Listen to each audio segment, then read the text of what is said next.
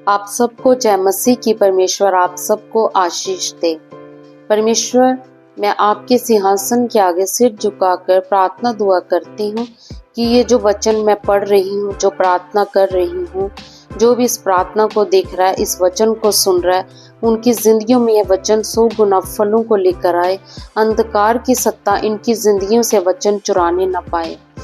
परमेश्वर, इन वचन के द्वारा इनकी जिंदगियों में जो भी बंधन है, जहाँ रुके रास्ते हैं, वो सब खुल जाएं। परमेश्वर, मैं पवित्र आत्मा के आगे प्रार्थना दुआ करती हूँ। हे पवित्र आत्मा, इनकी जिंदगियों में वचन की गहराइयों और भेदों को प्रकट करो, ताकि अपने जीवन में परमेश्वर के प्रेम को जान सके और परमेश्वर के अनुग्रह को ये जान सके और परमेश्वर का अनुग्रह इनकी जिंदगियों में कार्य करे।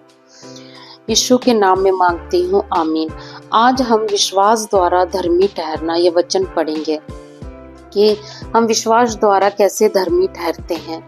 हम तो जन्म से यहूदी हैं और पापी अन्य जातियों में से नहीं, तो भी यह जानकर कि मनुष्य व्यवस्था के कामों से नहीं पर केवल यीशु मसीह पर विश्वास करने के द्वारा धर्मी ठहरता है। हमने आप भी मसीह यीशु पर विश्वास किया कि हम व्यवस्था के कामों से नहीं पर मसीह पर विश्वास करने से धर्मी ठहरे, इसलिए कि व्यवस्था के कामों से कोई प्राणी धर्मी न ठहरेगा। हम जो मसीह में धर्मी ठहरना चाहते हैं, यदि आप ही पापी निकले तो क्या मसीह पाप का सेवक है?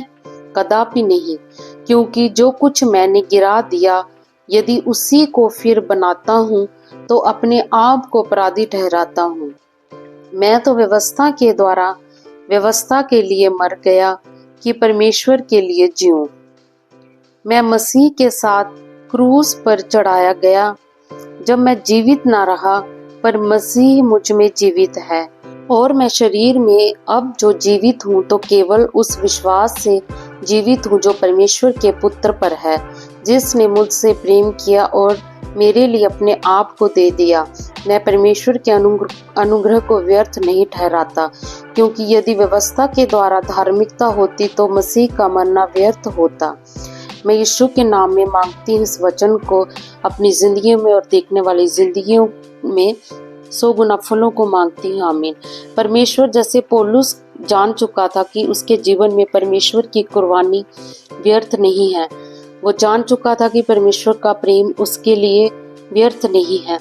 उसने तेरे अनुग्रह को जाना और परमेश्वर तेरे सुसमाचार को आगे लेके गया।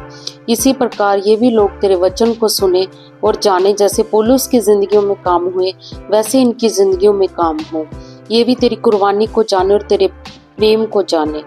मैं यीशु के नाम में मांगती हूँ, आमीन।